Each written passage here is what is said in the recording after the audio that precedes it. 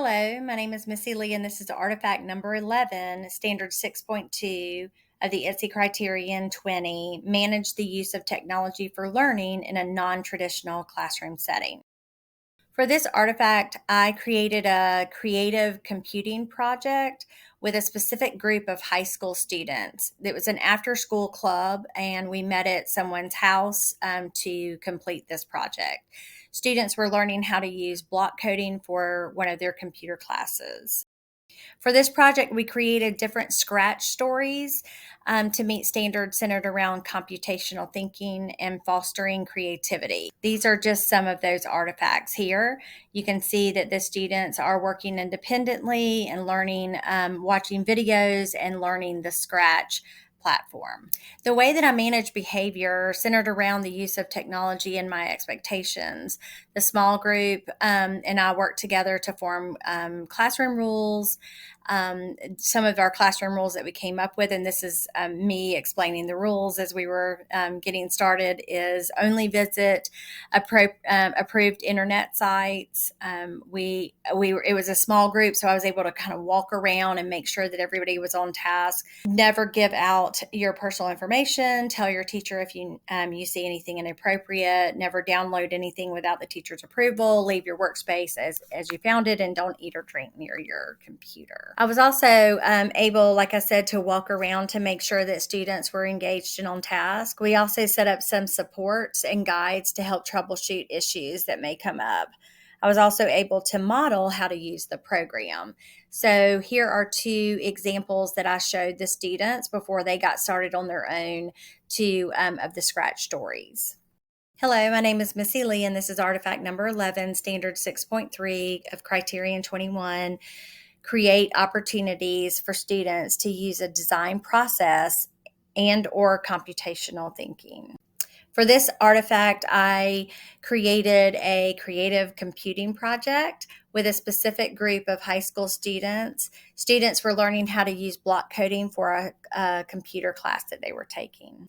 I introduced this concept of computational thinking by asking the students to describe how to make a salad. We were highlighting the importance of clear instructions because we were going to be instructing a computer in the Scratch program. And as we all know, computers only do what we tell them to do. And how do we tell them to do it? We do it through coding. And so that's why we were using Scratch. We identified and talked through the 5 parts of computational thinking: decomposition, pattern recognition, abstraction, algorithm, and debugging. We then moved on to the Scratch program, where they were going to take those same computational thinking steps and apply them to their activity. In terms of the computational thinking, students practiced decomposition by breaking down their stories into steps. They used algorithm to guide the computer in executing their stories correctly. They were able to recognize patterns in their programming. They applied abstraction to simplify their code. They tested their digital stories continuously, and so they were able to debug anything that needed to be fixed.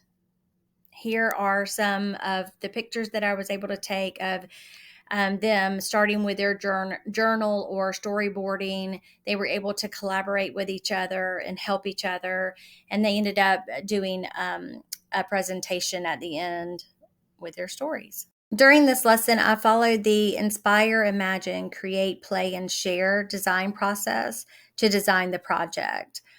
I inspired students by sharing instructional videos, allowing them to imagine and brainstorm their ideas, guiding them through creating storyboards, demonstrating Scratch features for creating digital stories, and encouraging collaboration and sharing among the students. Hello, my name is Missy Lee, and this is artifact number 11, standard 6.4, ITSE Criterion 22, model and nurture creativity. For this artifact, I created a creative computing project with a specific group of high school students. These students were learning how to use block coding for a computer class that they were taking.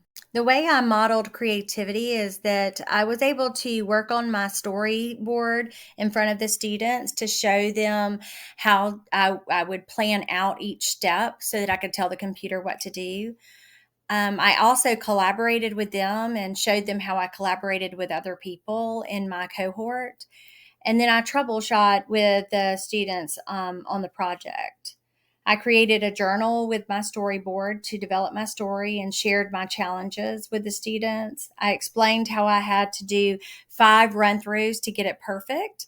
I also engaged in creative problem solving following Mitchell Resnick's 4 P's of creative learning. I gave them examples and videos of what they would be doing. I nurtured creativity by giving them a choice in their topic. I gave them a rubric so they would know what the expectations were, but they could design their story any way that they wanted to, with any characters, any storyline that they wanted to. I wanted them to decide how they wanted to present their stories. They could stand up, they could read their journal, they could show their pictures, they could share their scratch story with each other. They worked with peers to troubleshoot and brainstorm, asking questions when they got stuck. And the students could work independently on Scratch, exploring its features and thinking outside the box. They were encouraged to design and create their own sprites, their own music. They could create backgrounds and other sounds and other characters for their digital stories. So here you can see how this is an example of a storyboard plan that this young lady is working on. This is them working together. Some students were able to figure out the program a lot quicker than others, and some just needed a little extra help. This is this next picture. The third one is someone actually designing their block coding for their story. And then this last one is someone is reading their journal to do the presentation.